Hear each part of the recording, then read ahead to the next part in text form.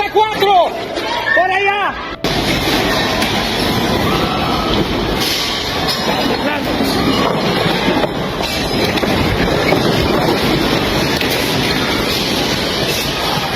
Está temblando. ¡No! ¡No! ¡Se cayó!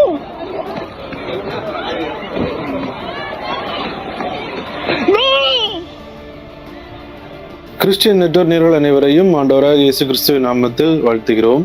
தற்போது ஒரு சில மணி நேரங்களுக்கு முன்பாக வெனிசுலா நாட்டில் நடைபெற்ற சக்தி வாய்ந்த நிலநடுக்கம், அதன் காரணமாக ஏற்பட்ட பெரும் சேதங்கள், இவற்றின் காட்சிகளை தான் நாம் பார்த்து கொண்டு வருகிறோம். நீங்களும் அநேக செய்திகளில் கேள்விப்பட்டிருப்பீங்க. மிகப்பெரிய அளவில் அங்கு நிலநடுக்கம் ஏற்பட்டு மக்கள் பாதிக்கப்பட்டுள்ளார்கள். அநேக வீடியோ காட்சிகள் வெளியாகி உள்ளது. அவை எல்லாவற்றையும் இந்த வீடியோவில் நம்ம பார்க்க இருக்கிறோம். இந்த வீடியோவை ஒரு ஜெப குறிப்பிற்காக உங்கள் நண்பர்களுக்கும் பகிர்ந்து கொள்ளுங்கள்.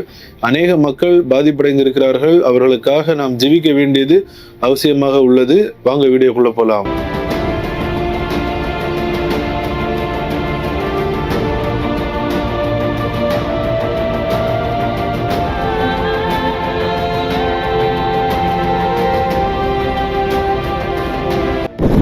Mamá huevo, Macuto, mierda, mira ya en Caribe. Acaba de temblar ahorita, señores. Vía San Juan.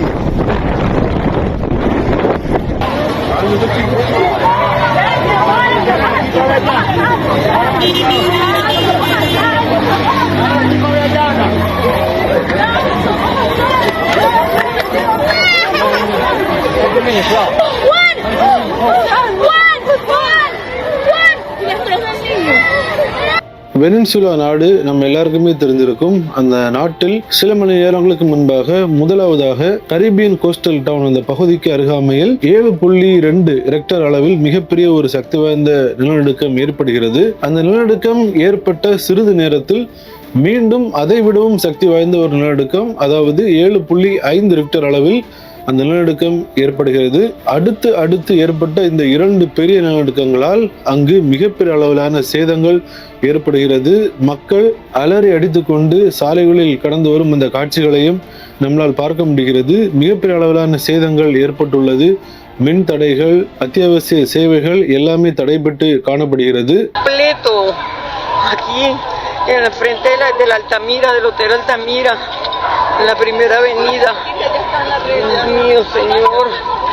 Ay, no, esto fue horrible. Después le enseño en mi casa, Edificios, se cayeron edificios. Miren cómo está eso. Se acaban de caer edificios.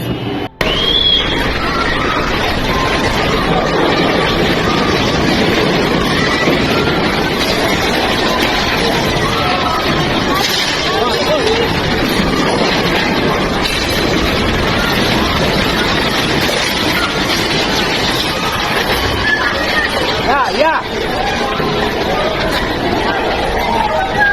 No, fuera más peligroso, hermano. Por allá, señores, al puerta 4. Por allá. இந்த சக்தி வாய்ந்த நிலநடுக்கத்தின் காரணமாக அங்கு உடனடியாக தேசிய அவசர நிலை அறிவிக்கப்படுகிறது. உடனடியாக அங்குள்ள விமான சேவைகள், ரயில் சேவைகள் இவை எல்லாமே நிறுத்தப்படுகிறது. ஸ்கூல், காலேஜஸ் எல்லாமே உடனடியாக அங்கு மூடப்படுகிறது. மிகப்பெரிய அளவிலான ஒரு பதட்டமான சூழ்நிலை அங்கு ஏற்படுகிறது.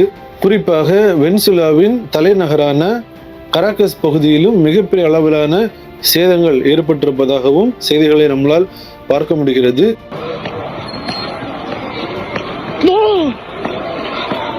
Se cayó.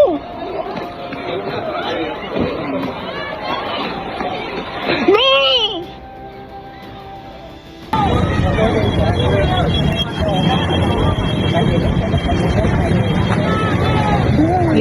USGS, அதாவது யுனைடெட் ஸ்டேட்ஸ் ஜியாலஜிக்கல் சர்வே, அவங்க என்ன சொல்றாங்க அப்படின்னா, இந்த நிலைமைகளை எல்லாம் அவர்கள் ஆய்வு செய்துவிட்டு கிட்டத்தட்ட ஆயிரக்கணக்கான மக்கள் உயிரிழந்திருக்கலாம் என்று அவர்கள் கூறியிருக்கிறார்கள். இதுவரைக்கும் அபிஷியலாக எந்த ஒரு தகவல்களும் தெரிவிக்கப்படவில்லை. ஆனால் தற்போது அங்கு ஏற்பட்டுள்ள சேதங்கள் இவை எல்லாவற்றையும் வைத்து கணக்கு பார்க்கும்போது ஒரு சில செய்திகளில் 1000க்கும் மேற்பட்ட மக்கள், கிட்டத்தட்ட 10,000 பேர் இறக்கலாம் என்றும் அவர்கள் சொல்லியிருக்கிறார்கள். இந்த செய்திகள் மிகப்பெரிய அளவிலான ஒரு பதட்டத்தை ஏற்படுத்தியுள்ளது. அது மட்டுமல்லாமல் 1,00,000க்கும் மேற்பட்ட மக்கள் பாதிக்கப்பட்டிருக்கலாம் என்றும் கூறப்படுகிறது. தற்போது அரசாங்கத்தின் சார்பில் அங்கு மீட்பு பணிகள் மிக தீவிரமாக நடைபெற்று வருகிறது. வெனிசுலாவின் அண்டை நாடுகளிலும் இந்த நில அதிர்வுகள் ஏற்பட்டுள்ளது. இந்த 2 மிகப்பெரிய நிலநடுக்கம் அது மட்டுமல்லாமல் அதன் பின்பாக 20க்கும் மேற்பட்ட மிகப்பெரிய அதிர்வுகள் அந்த பகுதிகளில் ஏற்பட்டுள்ளது. இதுவும் பெரும் பதற்றத்தை அங்கு ஏற்படுத்தி உள்ளது.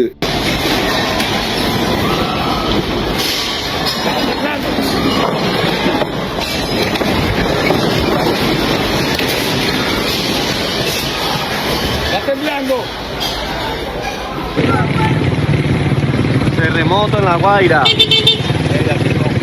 Miren, a la Yasmina, las Palmató, destruido todo, Arepas Márgares, destruido. Terremoto que colapsó, papá. Mira, la agencia de moto está en La Guaira.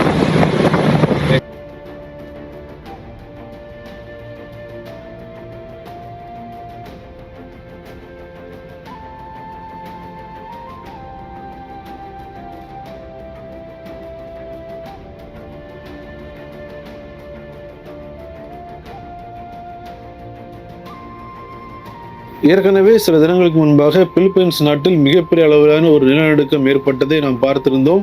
அங்கு சுனாமி எச்சரிக்கையும் விடப்பட்டிருந்தது. தற்போது வெனிசுலாவிலும் மிகப்பெரிய அளவிலான 2 சக்தி வாய்ந்த நிலநடுக்கங்கள் ஏற்பட்டுள்ளது. இந்த செய்திகளை எல்லாம் நாம் எதற்காக வெளியிடுகிறோம் என்றால், கண்டிப்பாக அங்குள்ள மக்களுக்காக நாம் ஜெபிக்க வேண்டியது அவசியமாக உள்ளது. பாதிக்கப்பட்டுள்ள மக்கள் சீக்கிரமாக இயல்பு நிலைக்கு திரும்ப வேண்டும். இடுபாடுகளில் சிக்கியுள்ள மக்கள் அவர்கள் மீட்கப்பட வேண்டும். அனைத்து உணவு தேவைகளும் அவர்களுக்கு சந்திக்கப்பட வேண்டும். இவை எல்லாவற்றிற்காகவும் நாம் ஜெபிக்க கடமைப்பட்டிருக்கிறோம். இதில் ஒன்றை மட்டும் நாம் புரிந்து கொள்ள வேண்டும். வேதத்தில் சொல்லப்பட்டுள்ள ஒவ்வொரு காரியங்களையும் நாம் நம் கண் முன்பாக பார்த்து கொண்டு வருகிறோம். ஒரு பக்கத்தில் யுத்தம், ஒரு பக்கத்தில் பஞ்சம், ஒரு பக்கத்தில் கொள்ளை நோய்கள், இன்னொரு பக்கத்தில் பூமி அதிர்ச்சிகள், நிலநடுக்கங்கள், இவை எல்லாவற்றையும் ஒரு சேர நாம் பார்த்து கொண்டே வருகிறோம். இவற்றை பார்க்கிற நாம் கண்டிப்பாக மக்களுக்காக ஜெபிக்க வேண்டியது அவசியமாக உள்ளது. ஜெபிப்போம். மற்ற நண்பர்களுக்கும் இந்த செய்திகளை பகிர்ந்து கொள்ளுங்கள். அவர்களும் பார்த்து ஜெபிப்பதற்கு அது ஏதுவாக இருக்கும். மீண்டும் இன்னொரு வீடியோவில் உங்களை சந்திக்கிறேன். தேவன் தாமே நம் அனைவரையும் ஆசீர்வதிப்பாராக. ஆமென்.